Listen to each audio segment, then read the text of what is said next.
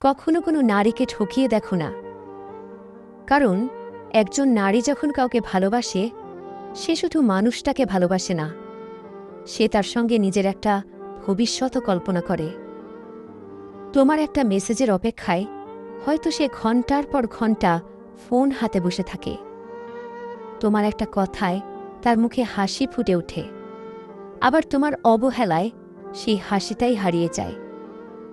তুমি হয়তো ভাবছ এ তো শুধু একটা সম্পর্ক, কিন্তু তার কাছে তুমি হয়তো তার পুরো পৃথিবী।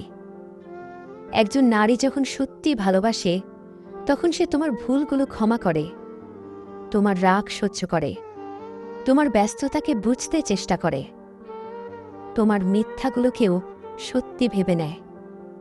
শুধু একটা কারণে, সে তোমাকে হারাতে চায় না। কিন্তু সেই মানুষটাই যখন একদিন তাকে ঠকায়, তখন শুধু একটা সম্পর্ক ভাঙে না, ভেঙে যায় তার বিশ্বাস। সে আর সহজে কাউকে বিশ্বাস করতে পারে না। কারো আমি তোমাকে ভালোবাসি কথাটা শুনলেও মনের ভেতর একটা ভয় কাজ করে। সে ভাবে আবার যদি ঠকে যাই।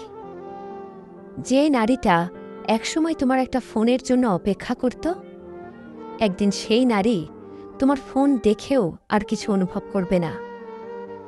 যে তোমার একটা কেমন আছো কথায় খুশি হয়ে যেত, একদিন সে তোমার খোঁজ না নিয়েও থাকতে শিখে যাবে।